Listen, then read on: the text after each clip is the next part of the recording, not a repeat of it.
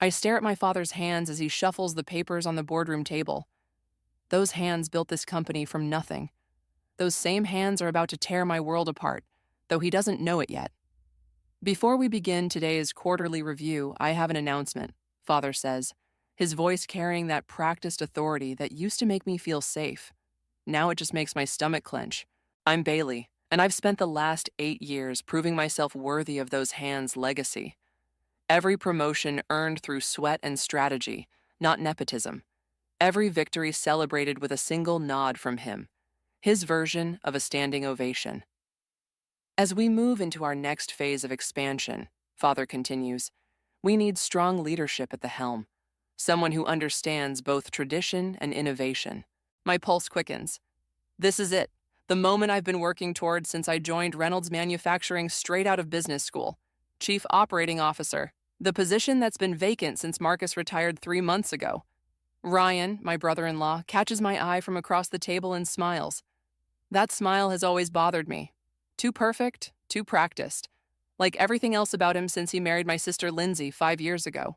I'm pleased to announce that Ryan Williams will be stepping into the role of Chief Operating Officer, effective immediately. The words hit like a physical blow. Around me, applause erupts, but it sounds distant, underwater. Ryan stands, straightening his Italian silk tie, the one Lindsay bought him for Christmas. Thank you, Robert. I'm honored by your trust in me, Ryan says, his voice smooth as aged whiskey. I promise to uphold the Reynolds legacy and lead us into a prosperous future. My mother touches my arm. I realize my knuckles have gone white around my pen. Honey, she whispers, breathe. But I can't breathe. 8 years of 60-hour weeks, missed holidays, sacrificed relationships, all of it handed to Ryan on a silver platter because he married into the family, because he plays golf with Father, because he knows how to smile and nod and say exactly what Father wants to hear. The meeting continues. Quarterly reports, profit margins, strategic initiatives. I take notes mechanically, muscle memory carrying me through while my mind races. Something's wrong here. Ryan's been with the company barely 4 years, and suddenly he's COO. As everyone files out, I catch a glimpse of Ryan slipping his phone into his pocket. For a split second, I see a text message preview, meeting confirmed for Thursday, Vertex Corp. Vertex Corp, our biggest competitor. Father calls my name as I reach the door. Bailey, a moment? I turn, forcing my face into neutral. Yes? I know you were expecting. He begins, then stops adjusting his tie. Ryan brings fresh perspective. Sometimes that's more valuable than years of experience. The words slice deep, but I manage a tight smile. Of course, if you'll excuse me, I have a meeting. I walk out before he can respond, my heels clicking against marble floors that suddenly feel less like home and more like a battlefield. In my office, I close the door and pull up our competitor research database. Vertex Corp has been unusually aggressive lately, almost like they know our moves before we make them. My phone buzzes. A text from Lindsay. Heard the news, so excited for Ryan. Family dinner tonight to celebrate? I stare at the message, at the database, at Ryan's perfect smile in the company directory photo. Something isn't adding up, and I'm going to find out what it is. Father always taught me that business is chess, not checkers. Fine. If that's how they want to play it, I'll show them exactly what 8 years of learning the game looks like. Game on, Ryan. Game on. The family dinner table feels like a minefield tonight. Mother's china gleams under the chandelier light, a perfect stage for this farce of celebration. Ryan sits at Father's right hand, my spot for the last 3 years. The symbolism isn't lost on me. To Ryan, Lindsay raises her wine glass, beaming at her husband, the newest chief operating officer of Reynolds Manufacturing. Everyone clinks glasses. I take a long sip instead of speaking, letting the Cabernet burn away the words I want to say. Through the crystal stem, I watch Ryan check his phone under the table, the 3rd time in 20 minutes. Bailey. Mother touches my arm, her voice gentle. You've barely touched your food, dear. Just processing the exciting changes, I say, stabbing a piece of asparagus. Actually, Father, I wanted to discuss something about Vertex Corp's recent market moves. Not tonight, Bailey. Father cuts me off, his tone carrying that familiar note of dismissal. This is a celebration, not a strategy session. Ryan's phone buzzes again. This time, I catch him angling the screen away from Lindsay. "Sorry, everyone," he says, standing. "Quick work call, won't be a minute." As he leaves, I excuse myself to use the bathroom. Instead, I follow him to Father's study. The door's ajar, and Ryan's voice drifts out in hushed tones. "Yes, Thursday works. No, Robert doesn't suspect anything. Trust me, I have everything under control."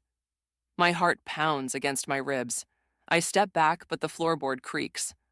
Ryan appears in the doorway, his perfect smile slightly crooked. "Eavesdropping, Bailey? That's beneath you." Funny, I was thinking the same about corporate espionage. His smile doesn't waver, but something cold flickers in his eyes. Careful with accusations like that. They have a way of hurting the accuser more than the accused. Is that a threat? It's advice from your new COO. Back at the table, Father's telling his favorite story about founding the company. I've heard it 100 times, but tonight the words sound different. Sometimes the hardest decisions are the ones that protect the family legacy. I can't stay silent anymore. What about protecting the family itself? The table goes quiet. Mother sets down her fork. "Bailey," Father warns. "No, I want to know. Why did Ryan get COO? What makes him more qualified than someone with 8 years of experience?" Lindsay reaches for my hand. I pull away. "Your sister's husband has shown exceptional leadership potential," Father says, his voice hard. "This isn't the time or place." When is the time? When Vertex Corp mysteriously knows our every move. When our market share disappears. When Ryan's finished. Enough!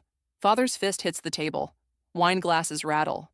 "You're letting jealousy cloud your judgment. Ryan earned this position. If you can't accept that, perhaps you need to reconsider your place in this company." The words hang in the air like smoke. Mother's eyes fill with tears. Lindsay stares at her plate. Ryan returns, adjusting his tie, the picture of innocence. "Is everything all right?" he asks. "Perfect timing." I stand, throwing my napkin down. "Father was just explaining how earning something works. Maybe you could give us all lessons." "Bailey," Mother pleads. But I'm already walking away, my heels echoing on the marble floor. Behind me, I hear Lindsay's confused voice. "Ryan, why is your tie different?" I stop, turn.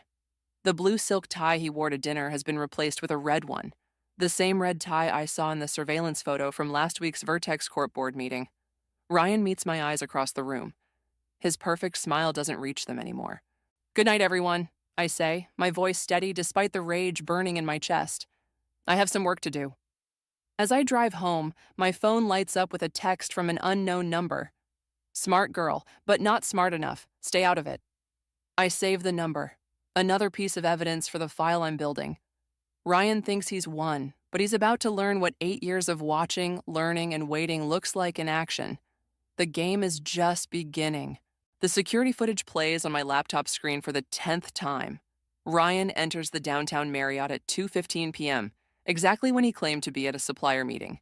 20 minutes later, James Carson, Vertex Corp's CEO, follows through the same door. My hands shake as I forward the video file to a secure email address. 3 weeks of surveillance, calling in favors from college friends in cybersecurity, and tracking Ryan's movements have led to this moment. The evidence is undeniable. My office door opens. "Working late again?" Ryan's voice carries that same smug confidence, but there's something else now, a slight edge of nervousness. "Just reviewing some interesting data," I say, closing my laptop. "You know how numbers tell stories." He leans against my doorframe, perfectly tailored suit hiding the snake beneath. "Speaking of stories, your father's concerned about your recent behavior. The accusations, the late nights, the missed family dinners. Funny how my dedication to the company only became concerning after you got that promotion." "Bailey," he steps closer, lowering his voice. "We're family. Stop digging before you hurt people you love. Lindsay's already asking questions about our marriage." The mention of my sister hits like a punch to the gut. "Are you threatening me with my sister's happiness?" "I'm offering you a chance to back off gracefully. Take it." My phone buzzes. A text from Lindsay. "Need to talk. Now, please." Ryan's eyes flick to my phone. His perfect mask slips for just a second, revealing something dark underneath. He leaves without another word. I find Lindsay in her art studio, surrounded by half-finished canvases. Her eyes are red. I found these. She holds up printouts of emails between Ryan and Vertex Corp. In his desk while looking for tax documents. Tell me you knew about this. My throat tightens. Lindsay, you knew? She stands, hands trembling. You knew my husband was betraying our family and you didn't tell me? I was gathering evidence. Evidence? She laughs bitterly. God, Bailey, this isn't one of your corporate chess games. This is my life. I was trying to protect you. By watching my marriage implode in silence, by letting me celebrate his promotion while knowing he was destroying everything our father built, the paint-splattered studio suddenly feels too small. Lindsay, please. No, she steps back. You don't get to play protector now. You wanted revenge on Ryan more than you wanted to help me. Just like father wanted his perfect son-in-law more than he wanted to see the truth about either of us. Her words cut deep because they're true. I've been so focused on exposing Ryan, I forgot about the collateral damage. About Lindsay. My phone buzzes again. An email notification. The security footage has been corrupted, the file unreadable. My laptop alerts me to a system breach. I have to go, I say, already running calculations in my head. Lindsay, I'm sorry. I'll fix this. That's your problem, Bailey, she calls after me. You think everything can be fixed with enough strategy and willpower. Some things just break. Back in my office, my computer is completely locked. Every file, every piece of evidence, gone. On my screen, a single message. Warned you, game over. My phone rings. Father's name flashes on the screen. Bailey, his voice is ice. My office. Now. I walk down the familiar hallway, past family photos and achievement plaques. Through the glass walls, I see Ryan standing beside Father's desk, that perfect smile back in place. Before I reach the door, I get one last text from Lindsay. I'm leaving him, and the family. Don't try to fix this one. I straighten my spine and push open the door. They think they've won, that they've broken me. But they don't understand. Sometimes things need to break before they can be rebuilt. Game over? No, the real game is just beginning. I find Alex in his dark room, red light casting shadows that match my mood. He's hanging photos from his latest exhibition, stark black and white images of broken things made beautiful, shattered mirrors, cracked sidewalks, abandoned buildings reclaimed by nature. Your sister called, he says without turning around. Twice. I can't talk to her right now. I sink onto his worn leather couch, the one place that still feels safe. Everything's falling apart. Alex pins up another photo, a butterfly with torn wings. Sometimes that's necessary. My phone buzzes. An email from an anonymous account. Financial records showing massive transfers from Reynolds Manufacturing to offshore accounts. Ryan's signature on every document. But something's off about the timing. These records, I mutter, scrolling through dates. They started 3 months before Ryan joined the company. Alex steps closer, studying my screen. What does that mean? It means I've been looking at this all wrong. My hands start shaking. Ryan's not working alone. Someone helped him get inside. My phone rings. Mother's number. I let it go to voicemail. Bailey. Alex's voice carries a warning. Maybe it's time to step back. Let the authorities handle this. I can't. The words come out harder than intended. This isn't just about Ryan anymore. Someone's been planning this for years. Another email arrives. Security footage from 5 years ago. The day Ryan first met Lindsay. He's shaking hands with James Carson from Vertex Corp outside a coffee shop. The timestamp shows it was 3 hours before he accidentally bumped into my sister at her art gallery. Oh God, I whisper. Lindsay was never the target. She was the way in. Alex's darkroom phone rings, the landline he keeps for clients. He answers, listens, then holds it out. It's your father. My stomach drops. Father never calls Alex's studio. Bailey? His voice sounds older than I've ever heard it. Come home, please. Why, so you can defend Ryan again? No. A long pause. Because I just found out who's really behind this, and I owe you an apology. The line goes dead. My phone lights up with a text from Ryan. Too late. Should have taken the warning. Then another from Lindsay. Dad just collapsed. Hospital. Hurry. Alex is already grabbing his keys. But I'm frozen, staring at the financial records. The first transfer was made exactly 15 years after Father's biggest triumph, the hostile takeover of Carson Industries. James Carson lost everything that day, and now his revenge is complete. I have to go.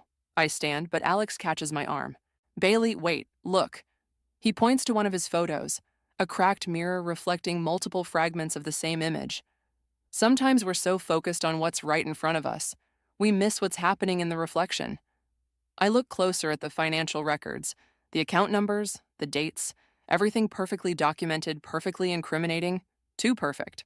It's a trap, I realize. They wanted me to find this. They knew I'd go after Ryan, that Father would defend him. They're using our own dysfunction against us. So, what are you going to do? My phone buzzes again, an update from the hospital. Father's condition is critical. The same thing they did, I say, grabbing my coat.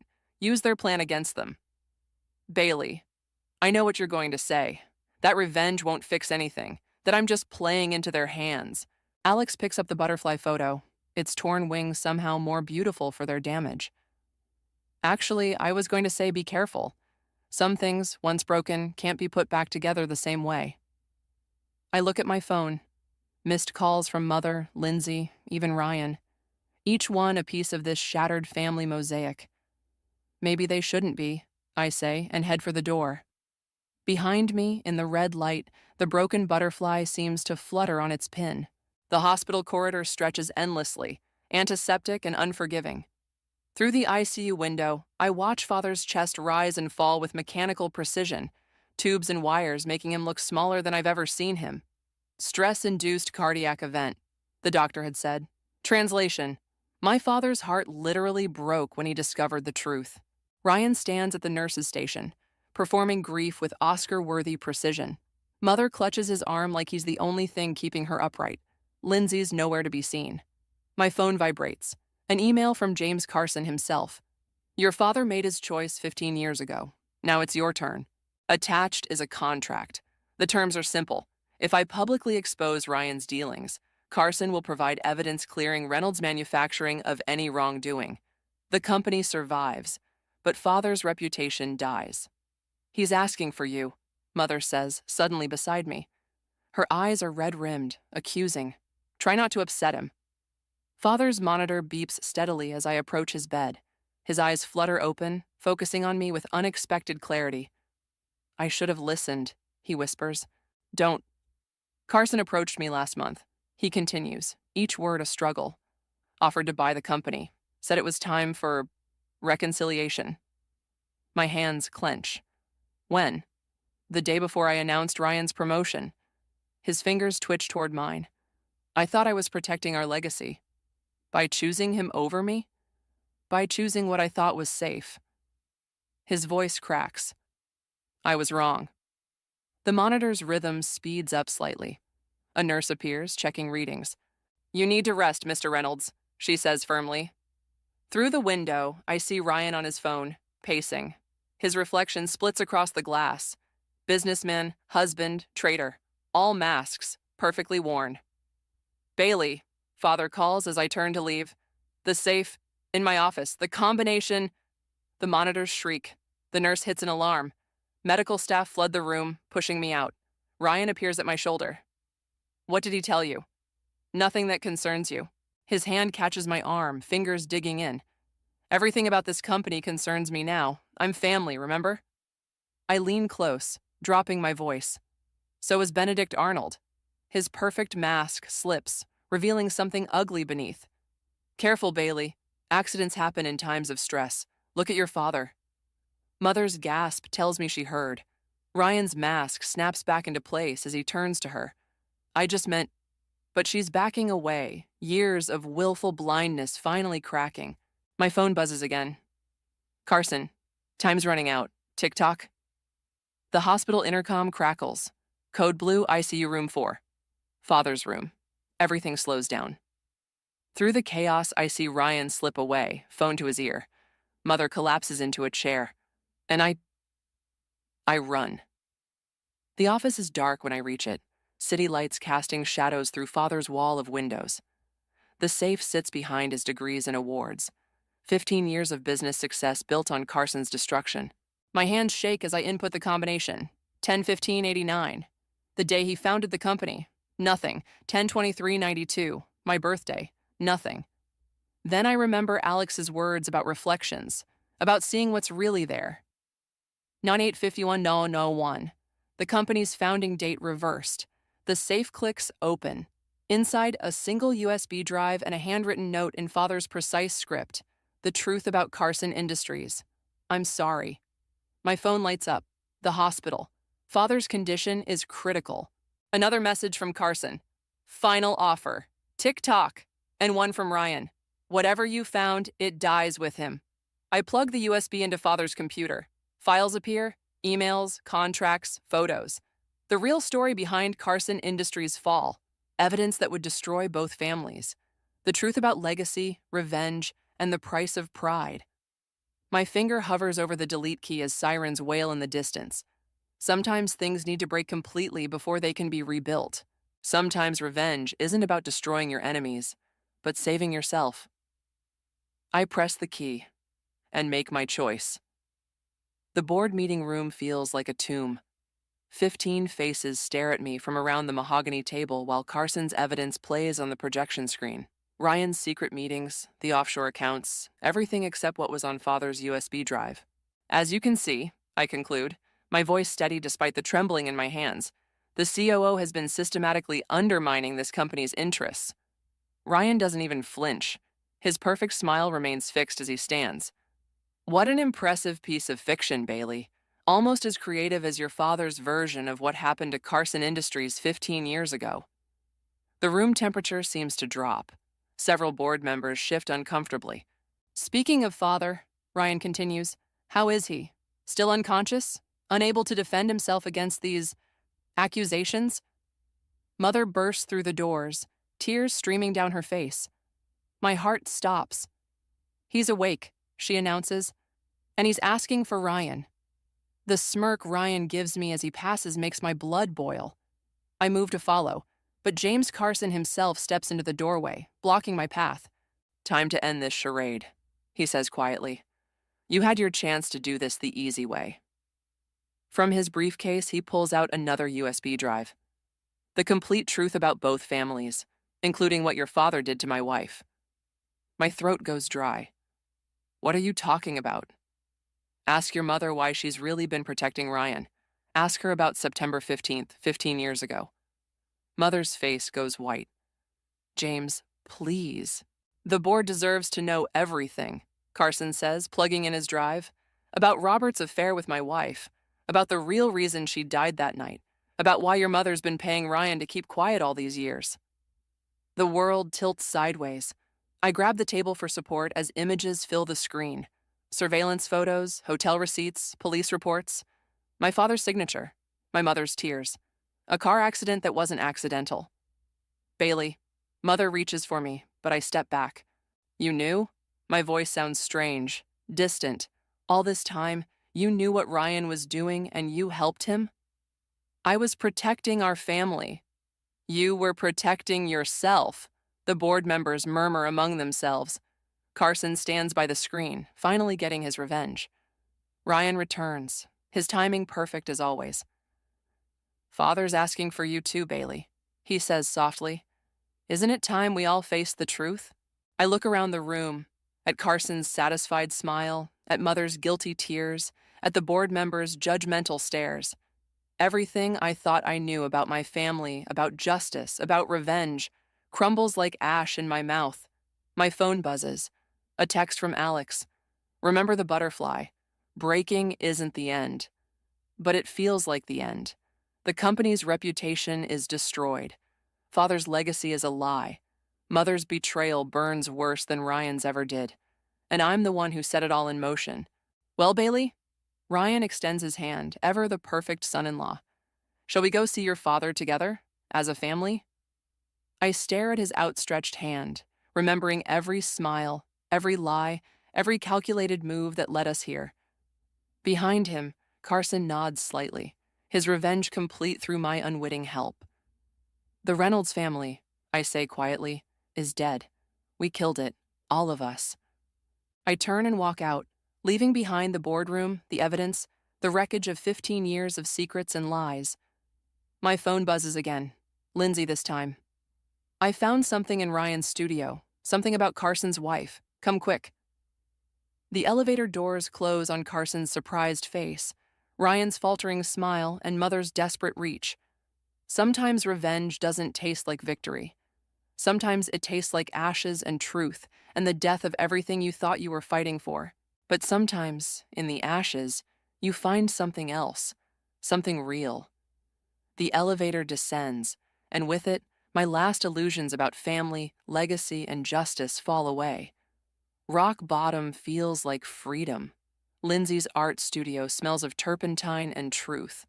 She stands before an unfinished canvas, holding a leather-bound diary.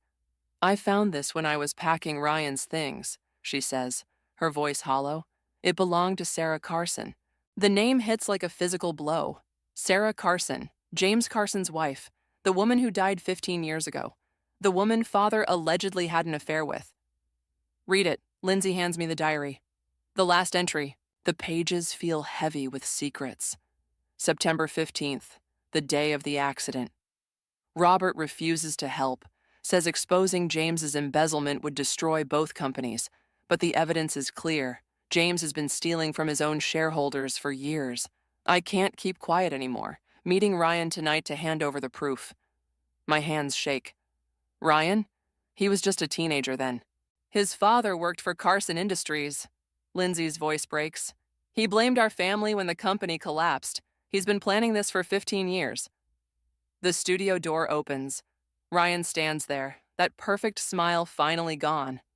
I wondered where that diary went. It's over, Ryan, I say, holding up the diary. The truth about Carson's corruption, about Sarah trying to expose him, about your father letting her die?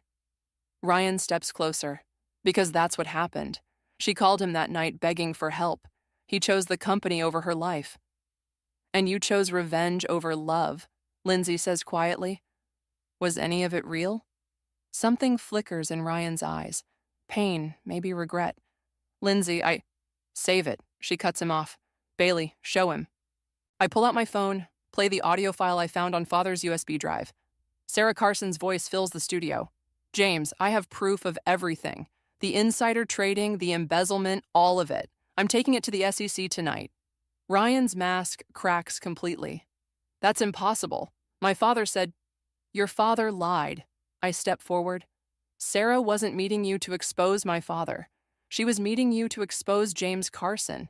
And someone made sure she never made it to that meeting. The truth lands like a physical blow. Ryan staggers back. No, my father wouldn't. Carson sacrificed his own wife to keep his crimes hidden, Lindsay says, then used her death to manipulate you into destroying our family. Ryan's phone buzzes. Carson's number. He stares at it, 15 years of certainty crumbling.